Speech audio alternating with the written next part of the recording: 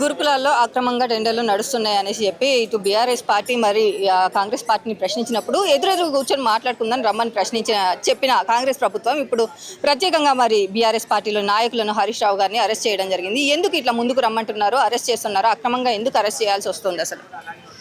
ఇది ఇప్పుడు నిజంగా ఒకవేళ అవినీతి జరిగింది అనుకుంటే ఇద్దరు ఒక్కతో అవసరం లేదు. వాళ్ళ హయాంలో ఏం అవినీతి జరిగింది అనేది రిపోర్ట్లతో సహా మీరు బయట పెట్టండి. మీరేం తప్పిదాలు చేస్తారో బయట పెట్టారు. కాకపోతే ఇక్కడ ఏంటంటే వాళ్ళు ఇద్దరు తప్పిదాలు చేసి ఇక్కడ బీజేపీ నాకు మొన్న ఎవరైతే నితిన్ నవీన్ వచ్చిపోయినో సో ఆయన ఇష్యూని అక్కడక్కడ మాట్లాడుకుంటున్నారు. ఈ ఇష్యూని డైవర్ట్ చేయాలన్న కామెంట్ తోటి వాళ్ళు ఇద్దరు కలిసి ఆడుతున్న నాటకం. ఒకవేళ నిజంగా మీరు అవినీతి చేసి అనుకుంటే ఇద్దరు రిపోర్ట్లు పక్క పెట్టండి. మీరు ఇప్పుడు ఇద్దరు చర్చ పెట్టాలనుకునే అవసరం లేదు. ఎవరు ప్రెస్ మీట్లు వాళ్ళు పెట్టి సో మా ఏమలో గిన్ని తప్పిదాలు జరగలేదని వాళ్ళు చెప్పండి, మా ఏమలో మేము తప్పిదాలు చేయాలని చెప్పండి. ఇద్దరు అవినీతి పరులే, కాకపోతే ఒకరినొకరు కప్పించుకోవడానికి ఒక డ్రామా అని ప్రజలను పిచ్చోళ్ళని చేస్తారు తప్ప ఇందులో ఎలాంటిది లేదు. వాళ్ళు అనేది ఒక డ్రామా, రెండు పార్టీలు కలుసుకొని. అంటే ఇప్పుడు మళ్ళీ బీజేపీ ప్రభుత్వం అధికారంలోకి వస్తుందని మీరు చెప్తున్నారా?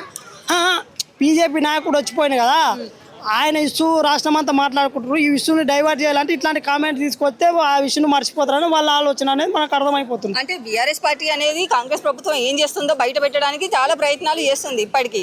అది ఎప్పటి నుంచో జరుగుతున్న ప్రయత్నం. అది ఇప్పుడు కొత్తగా బీజేపీ నాయకుడు వచ్చాడు, ఆయన పక్కన పెట్టాలి ఇష్యూను అనేసి చెప్పడం ఎంతవరకు కరెక్ట్? ఇప్పుడు నీవు అంటున్నావు ఇదే ముఖ్యమంత్రి గారు ఎన్నో కబ్జాలు చేసిన ముఖ్యమంత్రుల్లో వాళ్ళ హయాంలో అని చెప్పారు.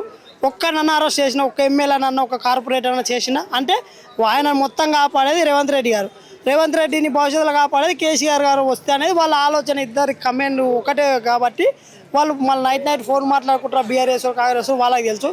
సో కాబట్టి ఒక్కరి మీద ఒకరు ఎందుకు యాక్షన్ తీసుకోలేదు?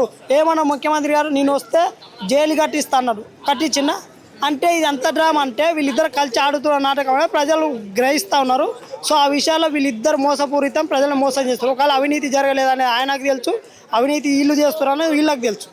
ఏ విషయమైనా తీసుకున్నారా? ఇప్పుడు హైడ్రా విషయం తీసుకుంటే నిజంగా ఇప్పుడు హైడ్రాకి ఎన్నో ఉన్నాయి, వాళ్ళు ఎన్నో దాంట్లో అట్రాక్ట్ చేశారు టీఆర్ఎస్ వాళ్ళు. మళ్ళీ ఏ విషయం మీద కరెక్ట్ మాట్లాడిన ఇప్పటి వరకు మాట్లాడలేదు కదా. మరి ఎందుకు మాట్లాడలేదు? పుట్టి మాట్లాడితే వెళ్ళి వస్తారు కరెక్ట్గా. అక్కడ ఉండి ఆ గ్రౌండ్లోకి వెళ్ళి ఎందుకు పోరాటం చేయట్లేదు బీఆర్ఎస్ పార్టీ అంటే వాళ్ళిద్దరు ఒకటే అనేది మన ప్రజలు అర్థం చేసుకోవాలి. ఇప్పటికే అట్లా ఒకటే అనుకున్నప్పుడు మరి తెలంగాణ ప్రజలకు అన్యాయం జరుగుతుంది, కాంగ్రెస్ ప్రభుత్వం అన్యాయం చేస్తుంది అని చెప్పి రోడ్డు మీదకి రావాల్సిన ఎందుకు వస్తారు? బీఆర్ఎస్ పార్టీ అనేది రోడ్డు మీదకి వచ్చి ఎందుకు న్యాయం కోసం పోరాటం చేస్తారు, ప్రజల కోసం పోరాటం చేస్తారు అనుకుంటున్నారు? ఇదంతా అదే చెప్తున్నాం మేడం. ఏంటంటే వాళ్ళు ఏదైనా ఇష్యూ వచ్చినప్పుడు దాన్ని డైవర్ట్ చేయడానికి, ఇప్పుడు నిజంగా ఇప్పుడు అవినీతి జరిగిన మాట వాస్తవమే. బీఆర్ఎస్ అవినీతి చేసింది, ఇప్పుడు కాంగ్రెస్ కూడా అవినీతి చేస్తున్నారు. ఇప్పుడు ఎందుకు ఉదాహరణ కిందే ఎవరు ప్రభుత్వాలు వస్తే వాళ్ళకు సంబంధం లేని వ్యక్తులు కూడా ప్రభుత్వ భాగస్వాములు ఎందుకు అవుతారు? ఆ విషయాన్ని ఇప్పుడు బీఆర్ఎస్ ప్రశ్నిస్తున్నా. ఒక్కొక్క రెండు సందర్భాలు ప్రశ్నించింది. ఇప్పుడు ముఖ్యమంత్రికి సంబంధించిన వ్యక్తులు ఎంతో మంది ఇలా సెక్రటేరియట్లా కావచ్చు రకరకాల చోట్ల అక్రమంగా ఏదో పనులు చేసుకుంటుండ్రు. ఏ ఇష్యూనైనా బయట పెట్టినా భూ కబ్జాలు ఇవ్వాలా, శంకర్పల్లి సార్ ఎన్నో వేల ఎకరాల భూములు కబ్జా పడుతున్నాయి. ఒక్కనైనా టీఆర్ఎస్ మాట్లాడింది ఎందుకు మాట్లాడలేదు? వాళ్ళకి బేకైన కంపెనీలకు వాళ్ళు ఇచ్చుకున్నారు, వీళ్ళకి బేకైన కంపెనీలకు వీళ్ళు ఇచ్చుకున్నారు. కాబట్టి వాళ్ళందరూ కూడా కలిసి ప్రభుత్వాన్ని భాగస్వామ్యంగా ఉన్నారు. మనం ఏమనుకున్నా అంటే వాళ్ళు తిట్టుకుంటుండ్రు కదా, రియల్ కదా అనుకోలేదు. రియల్ అనుకుంటే చాలా సమస్యలు ఉన్నాయి. రమ్మని హరీష్ రావు గారు ఎక్కడ పోతారా? అదంతా ఒక డ్రామా కంపెనీ వాళ్ళిద్దరిది కూడా. సో అది అనుకోవచ్చు, ప్రజలు నమ్మకాన్ని వీళ్ళిద్దరు. అది ఎవరిని నమ్మాలంటారు?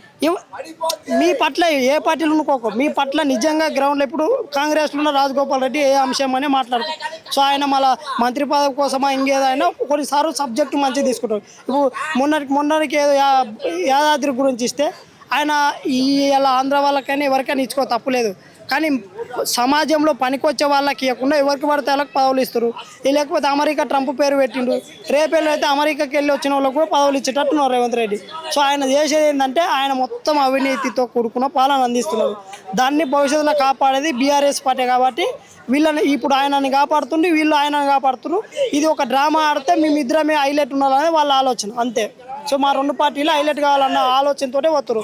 నిజంగా అవినీతి చేస్తే బయట పెట్టమనండి, రిపోర్ట్లు ఉండే కదా మీ పలానా దాంట్లో మేము ఇంత చేసినాం, దీంట్లో అవినీతి ఎంత జరిగిందో మా దాంట్లో జరగలేదని చెప్పారు అండి. అదంతా ఏంటంటే వాళ్ళు తప్పించుకోవడానికి ఒక డ్రామా ఆడుతారు అంతే. మరి ఇప్పుడు కవితక్క కూడా ఉద్యమకారులకైతే ఏవైతే భూములు ఇచ్చిందో అది గవర్నమెంట్ ఆధీనం చేసుకున్నది కాబట్టి దానికోసం మేము పోరాడతాం, ఉద్యమకారుల భూములు వాళ్ళకి అప్పగించాలని చెప్పేసి ఇప్పుడు నాచారంలో మరి ధర్నా చేస్తున్న పరిస్థితి. మరి పోలీసులు అక్రమంగా అరెస్ట్ చేస్తున్నారు. మరి ఎందుకు అరెస్ట్ చేస్తున్నారు? వాళ్ళ భూములను వాళ్ళకి ఇచ్చేయచ్చు కదా. ఇచ్చేయచ్చు. నేను కూడా ఒకటి ఏంటంటే కవిత గారికి చెప్పేది ఏంటంటే ఈ ఒక్కరోజే అని మీరు చేస్తారా, దానిపైన పూర్తి స్థాయిలో కొట్లాడతారు అనేది క్లారిటీ ఇవ్వండి. మీరు ప్రతి ఇష్యూలో కొద్దిగా కొట్లాడతారు, తర్వాత వెళ్ళిపోతారు. సో కరెక్టే, మీ హాయంలో తప్పు జరిగింది కదా, మరి ఆ రోజు నువ్వు మీ పార్టీలో ఉన్నప్పుడు ఆ రోజు వాళ్ళకు క్లారిటీ ఎందుకు ఇవ్వలేదు? ఆ ఉద్యమకారులకు ఇచ్చినావా? ఇవ్వలేదు. ఈరోజు నీ రాజకీయ అవకాశంకి వచ్చి మాట్లాడుతావు, సరే వచ్చినావు, ఆ వచ్చిన దాన్ని అయినా కరెక్ట్ నువ్వు ఉద్యమకారులను తీసుకుపోయి వాళ్ళకి ఇప్పించే విధంగా నువ్వు కొట్లాడతావా? ఆ కొట్లాడినప్పుడు చూడాలి. లేకపోతే కవిత గారు కూడా 2 రోజులు ప్రెస్ మీట్ పెట్టి ఆ హంగామా చేసి వస్తే ఇక నువ్వు కూడా వాళ్ళతో పాటు సమానం అయిపోతావు. సరే ఆ రోజు బీఆర్ఎస్లో నువ్వు అడగలేదు, ఈరోజు బయట నీ పార్టీ కదా, మరి దాని మీద ఎంత మేర పోరాటం చేస్తావని అప్పుడు కవితను ప్రజలు నమ్ముతారు. అది చూడాలి. ఈ 1 రోజు డ్రామా అన్నా లేక 2-3 రోజులు డ్రామా తర్వాత చేస్తారనేది మనం చూడాలి. అది ఓకే.